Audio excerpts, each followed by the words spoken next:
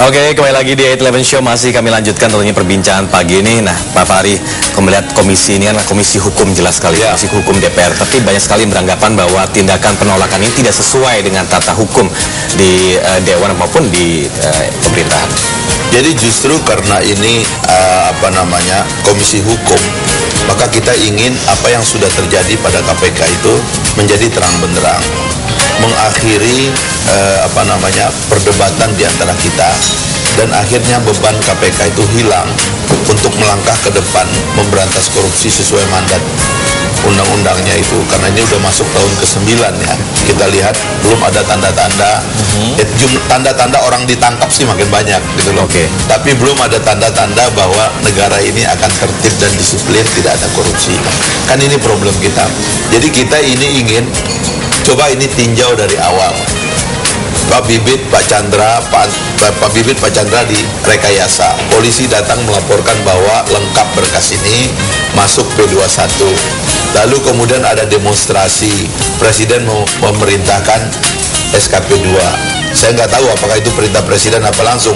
Tapi kalau waktu itu polisi dan jaksa mau merelakan munculnya SP3 seperti diinginkan oleh pimpinan Komisi 3. Saya, Pak Beni, Pak Catur, Pak Ajis konferensi pers bilang SKP 2 salah. Kita harus bikin SP3 supaya ini masalah ditutup, bahwa tidak cukup alat bukti, masalah ini dianggap selesai begitu.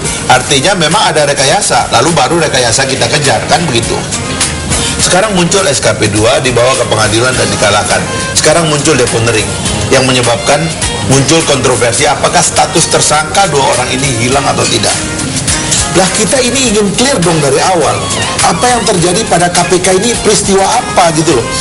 Kalau memang ada rekayasa ini kita bongkar bareng-bareng gitu loh. Kenapa baru sekarang Pak Fahri? Setelah katakanlah ada anggota Dewan ditangkapin, kok baru sekarang? Kenapa? Yang saya khawatir ini justru antara KPK dengan perekayasa sedang bermain untuk saling antara mengunci. KPK dengan perekayasa. Perekayasa siapa? Perekayasa sedang bermain untuk saling mengunci.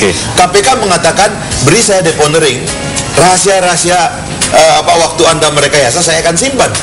Kalau Anda tidak memberi saya deponering, saya akan buka lagi rahasia Anda. Kemudian saling mengunci, barternya adalah deponering. Loh kita nggak mau dong, kita mau masalah ini clear kok. Gitu loh. Siapa yang merekayasa?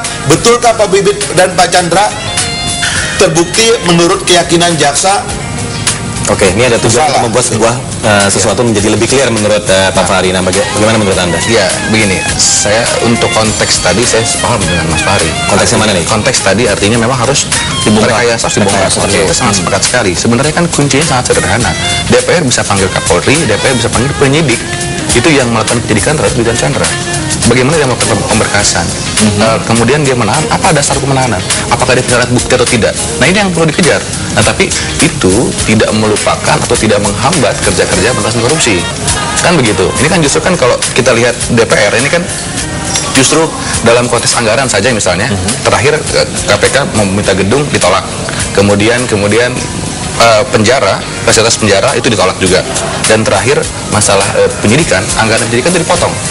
Nah, ini kan justru kita tidak melihat adanya goodwill atau semacam support dari anggota DPR kepada KPK. Kan kalau memang mau fair itu di situ bisa didukung. Nah, kemudian tadi katakan Mas Fahri bahwa KPK sudah 9 tahun, tapi korupsi belum bisa diberantas. Nah, kalau bicara ke sana saya pikir tidak bisa menyalahkan KPK juga. Kita lihat penyidik KPK ada berapa? Setahun mereka hanya bisa menangani kasus itu 20-30 perkara. Tahun ini 2010 hanya 23. Tetapi secara kualitas itu melibatkan 4 mantan menteri, 26 anggota DPR, 5 kepala daerah. Nah ini kualitasnya luar biasa. Tetapi kan ini tidak bisa disalahkan. Kalau memang korupsi tidak bisa diberantas, ini perlu ada dukungan dari semua pihak, tidak hanya KPK, polisi, DPR. Tapi berbeda. Siapa tahu Pak Fahri, kita headline news dulu, kita lanjutkan setelah headline news. Sesaat lagi pemirsa, jangan kemana-mana, 811 Show akan segera kembali.